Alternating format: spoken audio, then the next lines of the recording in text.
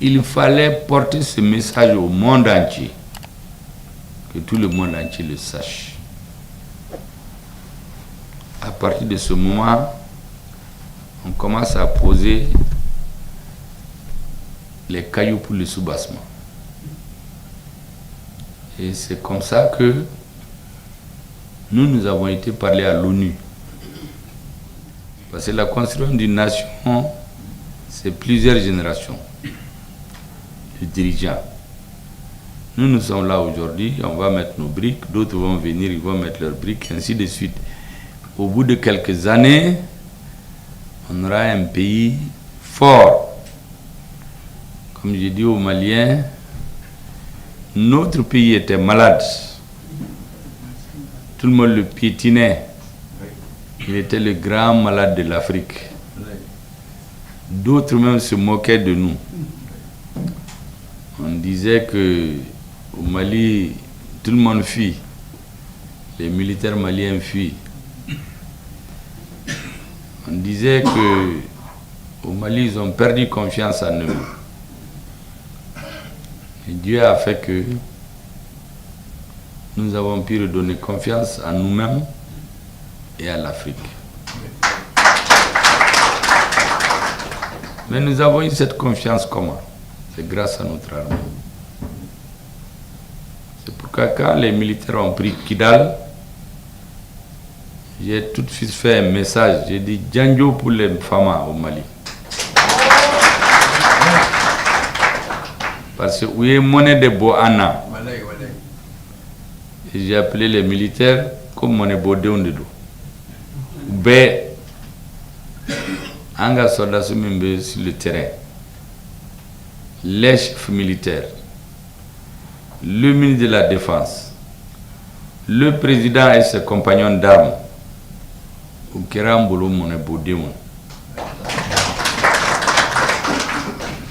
Et vous savez, la valorisation des chefs traditionnels, ce n'est pas le hasard.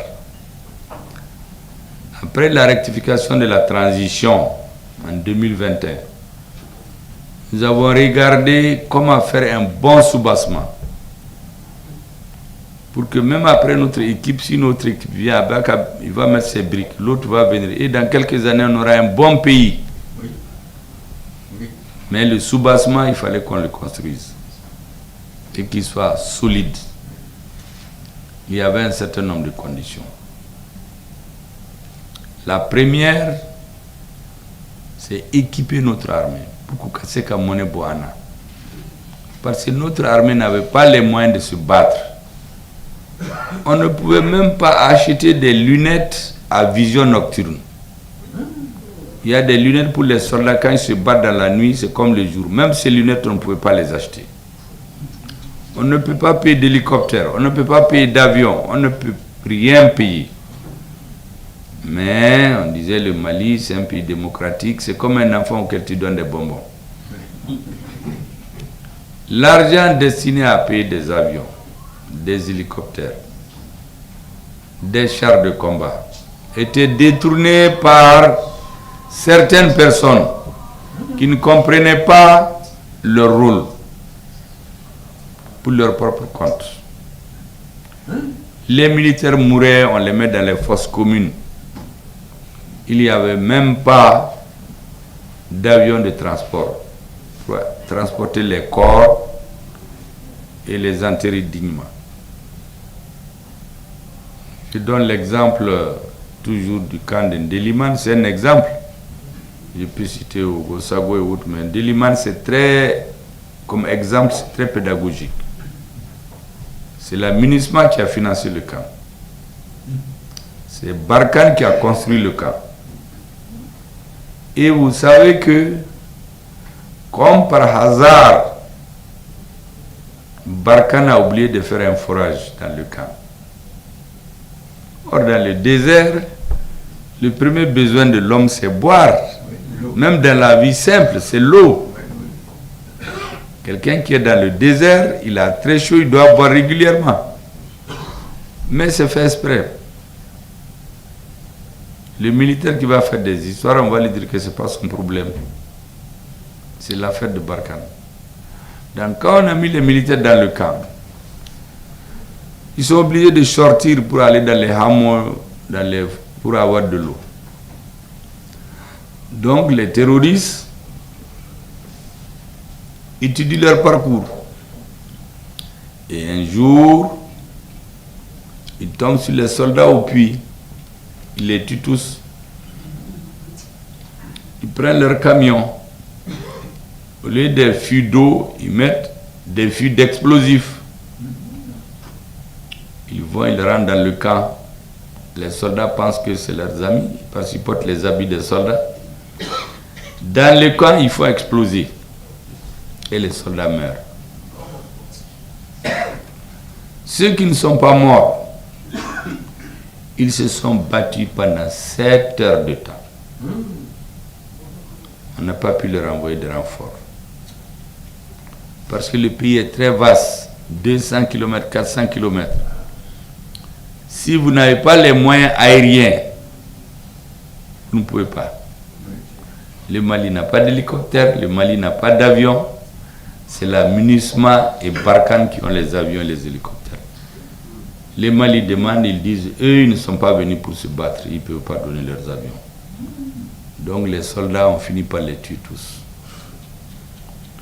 Et on organise des funérailles, on met le drapeau, le président pleure, on les enterre jusqu'à la fois suivante. Ça allait continuer comme ça. Au bout de 20, 30, 40 ans, les Maliens vont dire qu'ils n'ont plus d'armée. Ils vont se confier, ils vont confier leur sécurité aux étrangers. Et en ce moment, on va les soumettre pour retourner à la colonisation. C'est ce qui était prévu. Ça va être comme en Afghanistan, vous avez vu quand la communauté internationale a fait 20 ans, le jour où ils ont décidé de partir, les citoyens s'accrochaient au train d'atterrissage des avions. D'autres sont restés, ils sont morts. C'est le sort qu'on réservait au Mali. Donc, quand la rectification a eu lieu, il était très clair que le premier besoin, il faut réinverser le rapport des forces militaires sur le terrain. Sans ça, rien à faire, on ne peut rien résoudre. La deuxième chose, il fallait porter ce message au monde entier, que tout le monde entier le sache. À partir de ce moment, on commence à poser les cailloux pour le soubassement. Et c'est comme ça que nous avons été parler à l'ONU. C'est la confiance du président de la transition. Quand on l'a invité, à Konema, il faut aller me remplacer. Il dit, je vais dire quoi là-bas? Il me dit que vous savez ce que les Maliens vivent. Vous savez ce qu'ils ont dans le cœur. Allez-y, parlez au nom du Mali. Abana. Bonya Betemoka. Allez parler au monde entier au nom de quelqu'un. Il n'a même pas vu ce que tu écris. Ça, c'est la grande confiance. Mais on a su aussi faire bouger les lignes dans le monde. Parce qu'à partir de ce jour, tout le monde a compris qu'il y a l'avant et l'après rectification.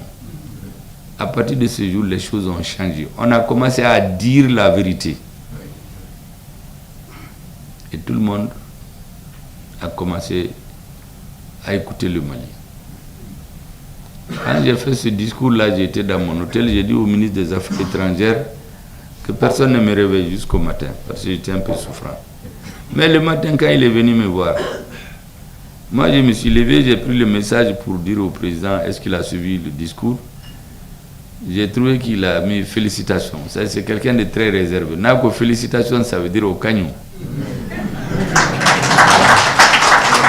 Pendant que je regardais ça, le ministre des Affaires étrangères, il tape à ma porte, il me dit, monsieur le Premier, État Kalamadia, Mali est bien au lit. J'ai dit, mais mon décret, il dit que le Mali a fait bouger tout le monde. Que parce que lui, il parle anglais, il parle européen, il a écouté qu'en Australie, au Japon, qu'au laissé en plein vol là, ko de be ka fo yoro bel.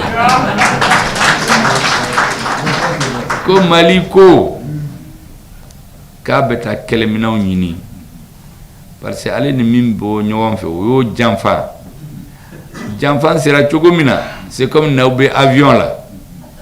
Avion be bolla sans fait.